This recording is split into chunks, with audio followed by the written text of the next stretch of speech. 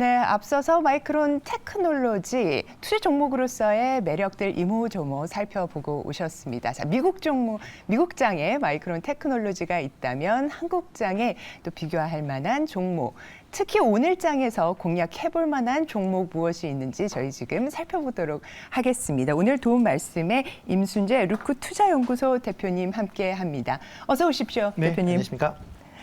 네, 마이크론 관련해서 오늘 장에서 어떤 종목 좀 보면 좋을까요? 네, 뭐 마이크론 하면 가장 좀 전에도 얘기 나왔듯이 이제 SK 하이닉스가 국내에서 가장 뭐 비슷한 사업권을 갖고 있다라고 네. 보시면 될 것 같고요. 그렇지만 이제 반도체 전체적인 특히 이제 메모리 반도체에 대한 업황에 대한 부분도 계속 좀 관심 있게 좀 보실 필요가 있지 않을까 싶습니다. 마이크론과는 다르게 마이크론도 그렇지만 현재 그 감산 관련돼서 삼성전자가 감산을 하고 있지 않는 상황이기 때문에 뭐 SK 하이닉스나 마이크론 같은 경우도 메모리 쪽의 실적이 과연 좋아질 것인지는 좀 더 지켜보시는 게 어떨까 싶고요. 네. 뭐 이런 이제 완성업체보다는 일단 제품단에 대한 부분에 조금 더 관심을 가지시는 게 어떨까. 그러니까 부품단에 조금 관심을 가지시는 게 어떨까 싶어갖고요. 오늘 한미반도체 말씀드리려고 합니다. 좋습니다. 한미반도체 살펴보겠습니다. 네, 한미반도체 같은 경우는 뭐 대표적인 뭐 후공정 관련된 업체다라고 보시면 될 것 같고요. 최근에 AI가 이제 그 붐이 나오면서 시장에서 상당한 관심사를 받고 있는 그런 업종이다, 그러니까 종목이다라고 보시면 될 것 같습니다. 특히 최근에 이제 AI가 확산이 되면서 HBM형 그 D램이 이제 시장에서 좀 각광을 받고 있다라고 보시면 되는데요. 이렇게 이제 HBM D램 같은 경우는 이제 고대역대 DRAM이다라고 보시면 될 것 같습니다. 그러니까 CPU와 그다음에 D램 간의 그 연결고리를 좀 더 광대역으로 해서 좀 더 빠르게 데이터를 전송받는 그런 D램이 이제 HBM D램이다라고 보시면 될 것 같고요. 이 D램을 만들 때 가장 중요한 게 이제 그 D램을 회로도를 적층을 합니다. 그러니까 서로 쌓아 올려서 낸드 플래시처럼 쌓아 올리는 그런 이제 기술을 갖게 되는데요. 이렇게 쌓아 올린다라고 하게 되면 서로 이제 그 회로도가 어긋나는 걸 방지하기 위해서 작은 홀을 파게 됩니다. 이런 홀을 파는 그런 기기를 만들고 있는, 그러니까 본딩 장비라고 얘기를 하고 있는데요. 네. 그 본딩 장비를 만들고 있는 회사가 한미반도체다라고 보시면 될 것 같습니다. 최근에 그렇기 때문에 AI가 확산이 되면서 HBM D램에 대한 수요가 증가한다라고 하게 되면 한미반도체 본딩 장비가 지금보다 매출이 좀 더 증가할 것이다라는 기대감이 커질 수밖에 없는 그런 상황입니다. 네. 뭐 D램에 대한 업황이 전체적으로 조금 둔화된다라고 얘기는 하고는 있지만 이렇게 최첨단 공정을 갖고 있는 HBM D램이나 아니면 DDR5 같은 경우는 매출이 계속 확대될 걸로 기대가 되고 있기 때문에요. 이와 관련된 장비를 납품하는 업체들은 계속 관심 있게 좀 보시면 어떨까라는 생각을 해보고 있습니다. 뭐 작년 실적은 조금 부진한 그런 모습을 보였습니다. 특히 하반기 이후에 전방 산업이 이제 반도체 산업, 특히 IT 관련된 부분이 위축이 되면서 반도체 수요가 주는 것이 실적 부진의 원인이었는데요. 아마 올해 같은 경우도 하반기 이후에 반도체 업황이 뭐 회복이 된다라고 하게 되면 관련돼서 아마 하반기 이후에 실적이 뭐 반도체 업황에 같이 맞물리지 않을까라는 기대를 해보고 있습니다. 네. 뭐 최근 열흘 동안 금융투자에서 꾸준히 매수를 하는 그런 종목이다라고 보시면 될 것 같고요. 뭐 최근 열흘 동안 한 28만 주 정도 순매수를 했습니다. 네. 이 외에 외국인 같은 경우 뭐 한 달 동안 한 60만 주 정도 지금 순매수를 했는데요. 다만 이제 최근 3거래일 동안 이제 63만 주 정도 매수했다는 게 조금 수급에는 불안한 그런 요인으로 작용할 가능성은 있다라고 생각이 됩니다. 하지만 뭐 주가 자체가 최근 급등했다 조금 조정을 보였던 그런 상황이기 때문에 지금 정도 수준에서는 뭐 나쁘지 않을 걸로 그렇게 예상을 하고 있습니다. 그래서 매수가는 한 19,000원 정도 수준에서 매수를 하시면 어떨까 싶고요. 네. 목표 가격은 24,000원, 그다음에 손절은 14,000원에 하시면 어떨까 싶습니다. 네, 최첨단 공정 장비에 대한 매출 확대 기대된다는 말씀과 더불어서요. 목표가 24,000원으로 제시해 주셨습니다. 참고 부탁드립니다. 네, 그럼 이제 본격적으로 수급 체크하면서 오늘장 공약주 살펴보도록 하겠습니다. 우선 시간 외 특징주입니다. UAM 시범 사업 지역 확대 소식 나오면서요. 어제 시간외에서 드론 대장주죠. 네온테크 상한가 기록했습니다. 기산텔레콤도 6%대 올랐습니다. 통신 장비 업체 우리넷도 6% 뛰었습니다. 어제 제약바이오 흐름 좋았죠. 시간외에서도 이어졌는데요. 우정바이오 9% 가까운 상승세 기록을 했고 또 마이크로바이옴 테마 강세 보이면서 고바이오랩도 시간외에서 5% 추가 상승했습니다. 네, 시간외 특징주 가운데 토픽 짚어주시죠. 네, 뭐 그중에서 뭐 UAM 관련주인 이제 네온테크 조금 네온테크. 관심 있게 보시면 네. 어떨까 싶습니다. 뭐 정부에서 이제 UAM 시범 사업을 수도권에서 비수도권을 이제 확대하겠다라는 걸 어저께 이제 발표를 했습니다. 뭐 기존에 지금 수도권에서는 내년 7월부터 시범 사업이 진행이 될 걸로 예상이 되고 있고요. 특히 이제 이번 달에는 김포 공항과 그다음에 잠실 간에 그 수도권 2차 실증 준비를 위한 그런 이제 노선을 발표할 예정입니다. 이렇게 된다라고 하게 되면 뭐 수도권 지역에서의 UAM에 대한 관심도가 커진다라고 보시면 될 것 같고요. 뭐 국토 균형 개발 차원에서 수도권 이외에 비수도권에서도 두세 군데의 이런 시범 서비스를 할 수 있는 그런 이제 곳을 선정을 하겠다라고 어저께 발표를 했습니다. 이와 관련 그렇기 때문에 이제 UAM에 대한 관심이 커졌다라고 보시면 될 것 같고요. 이와 더불어 이제 다음 달 17일부터 20일까지 UAM 드론 이제 박람회를 인천 송도에서 개최할 예정입니다. 이번에 이제 박람회에는 드론 관련된 국내외 업체가 참여한다라고 보시면 될 것 같고요. 특히 이제 국내 기업들의 뭐 그동안에 쌓아놓은 기술력, 그다음에 드론을 최근에 이제 국내 같은 경우는 레저 스포츠화 하고 있는 그런 부분이 있기 때문에 그런 부분에 대한 소개가 있을 예정으로 생각이 되고 있습니다. 특히 그 기간 중에 국제 심포지엄을 통해서 K 드론 배송 체계에 대한 발표가 있을 예정이다. 그러니까 드론을 통해서 배달하는 관련된 이제 시스템에 대한 뭐 안내가 있을 걸로 예상이 되고 있습니다. 네온테크 같은 경우는 뭐 드론 관련돼서 지금 고중량 드론의 상용화를 상당 부분 진행을 하고 있는 그런 회사다라고 보시면 될 것 같습니다. 뭐 국내 2015년부터 이제 드론 관련된 산업을 진행을 했고요. 국내 1호의 산업용 드론을 만드는 기업이다라고 보시면 될 것 같은데요. 40kg 정도의 화물을 적재할 수 있는 드론을 지금 개발을 하고 있고요. 현재 그 40kg를 20kg 정도 배송을 할 수 있는 그런 이제 수준의 기술력을 확보했다라고 보시면 될 것 같습니다.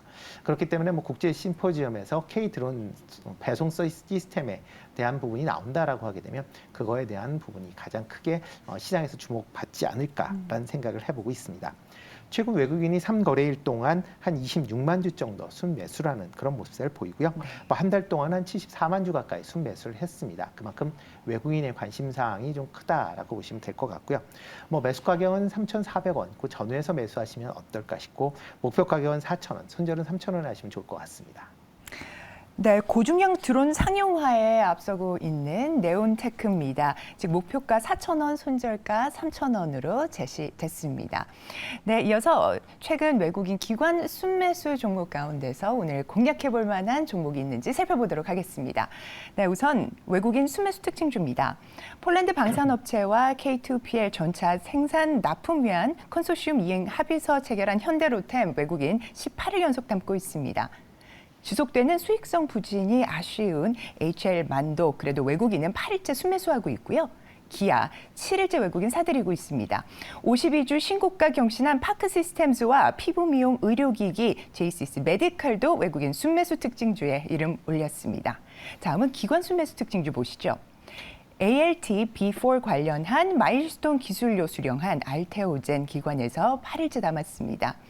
IRA법 수혜 예상되는 SKIET 그리고 성호하이텍도 기관 순매수 들어왔고요. 편의점 성수기 앞두고 있는 GS 리테일 기관이 6일째 순매수했습니다. 올 들어 3배 급등한 LNF의 모회사죠. 세로닉스의 기관 순매수 특징주 이름에 올렸습니다. 자, 그럼 우선 외국인 순매수 특징주 가운데 토픽 짚어주시죠. 네, 뭐 최근에 이제 자동차 관련된 부품 관련 쪽으로도 여전히 좀 관심사를 좀 가지시면 어떨까 싶고요. 오늘은 이제 그보다는 그 의료기기 관련된 업체인 제이시스 메디칼을 이제 탑픽으로 잡았습니다. 네. 뭐 보건복지부에서 지난 4일이었죠. 뭐 의료산업 육성 5개년 종합계획을 발표를 했습니다. 이를 통해서 이제 한국 의료기기 산업의 수출을 지금보다 확대하겠다. 그래서 국가 수출 전략 사업을 육성을 하겠다라는 그런 이제 내용을 발표를 했습니다. 이에 따라서 최근 향후 5년 동안 민관이 합동해서 R&A 투자를 10조 원까지 확대를 하겠다라는 부분이고요. 이와 더불어 이제 신기술의 시장 진입을 촉진하기 위해서 관련된 규제를 상당히 좀 완화를 하겠다라는 그런 얘기를 했습니다. 특히 혁신 의료기기 통합 심사 평가 제도, 그다음에 신의료 기술 평가 유예 제도 같은 거를 지금 적용을 하고 있는데요. 좀 더 적용 범위를 확대하겠다라는 그런 이제 발표를 했고요. 이와 더불어 이제 혁신형 기업을 육성을 하겠다라는 그런 발표를 했습니다. 이를 통해서 이제 수출 규모가 상대적으로 좀 크게 있는 체외 진단기나 영상 진단기기, 그다음에 치과 재료 등을 이제 수출하는 이제 그런 기업들의 수혜가 좀 더 예상이 될 수 있다라고 보시면 될 것 같고요. 특히 제이시스 메디칼 같은 경우는 이제 피부용 의료 기기를 수출하는 그런 업체다라고 보시면 될 것 같습니다. 특히 고강도 직접 초음파, UIFU 아니면 또 고주파 RF와 같은 그런 이제 장비를 제작하는 그런 이제 회사다라고 보시면 될 것 같고요. 최근 들어 코로나 이후에 안티에이징이나 미백에 관련된 그런 이제 수요가 증가하면서 이런 미용 기기에 대한 수요도 같이 증가하고 있는 그런 모습을 좀 보이고 있습니다. 특히 이제 미용기기 같은 경우는 한번 이제 판매를 하게 되면 그걸로 끝나는 게 아니라 보통 유행 주기나 수명이 3에서 4년 정도 됩니다. 그렇기 때문에 그 이후에 계속 그 교체 수요가 있다라는 것도 한번 사용해서 괜찮다라고 하게 되면 교체 수요로 계속 연속적인 이제 매출이 기대가 된다라고 보시면 될 것 같습니다. 해외 특히 이제 미국이나 일본 같은 경우에 이 장비의 수출이 꾸준하게 이루어지면서 작년에 실적이 큰 폭으로 증가를 했고요. 올해 같은 경우도 작년보다 매출이 한 20% 증가한 1,500억 가까이 될 것이다라고 예상을 하고 있고요.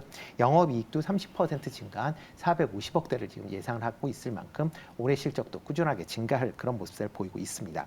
특히 이제 고주파 장비인 이제 포텐자가 중국 진출을 지금 기대를 하고 있습니다. 지금 중국에서 승인을 받기 위해서 신청 중에 있고요. 만약 올 하반기 정도에 승인이 될 걸로 예상이 되고 있는데요.